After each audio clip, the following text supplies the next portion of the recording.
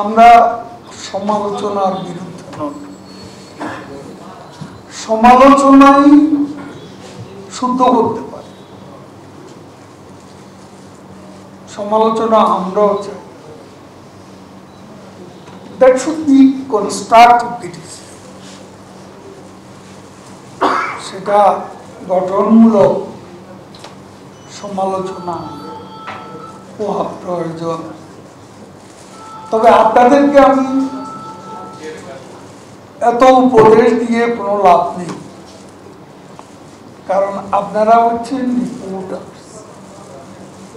কোনো সংবাদপত্র বা মিডিয়া পলিসি ডিসিশন নেওয়ার ক্ষমতা আপনাদের নাই, সেই স্বাধীনতা আছে মালিক। মালিকরা যেটা চাইবেন আপনাকে সেভাবে রিপোর্ট করতে হবে। আপনাদের স্বাধীনতা আছে, স্বাধীনতা আপনারা চান রাষ্ট্রের কাছে, সরকারের কাছে, কিন্তু নিজেরা যেখানে কাজ করেন সেখানে কি আপনি যা চাইছেন তা লিখতে পারেন? আপনি যা দেখেন তাকে লিখতে পারেন? সেটাই আমার বক্তব্য।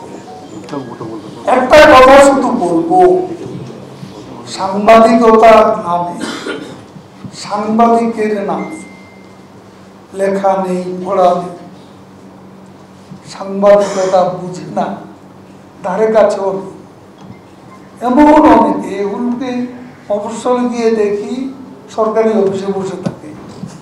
সারা ঢাকায়ও এই অবস্থা আছে, কিছু কিছু অফিস আমারও আছে, সেখানেও এই উপদ্রবটা আছে। এরা সত্যিকারের জার্নালিস্ট না, এই ভুয়া সাংবাদিকদের ব্যাপারে আপনাদেরও একটু সতর্কতা। সাংবাদিকতার নামে ভুয়া অভিযোগ যাতে এই মহান পেশাকে যাতে অসম্মানিত করতে না পারে, এখানে যেন সাংবাদিকতার নামে অপসাংবাদিকতার বিকাশ ঘটাতে না পারে, সে ব্যাপারে আপনারা সতর্ক থাকলে আমরা খুশি হব। এই যে ডিজিটাল অ্যাক্ট, এটা যাতে অপপ্রয়োগ না হয়, কোনো সাংবাদিক যাতে এখানে ফাইন্যান্সিয়ালি হ্যারাস না, সে ব্যাপারে আমরা সতর্ক আছি।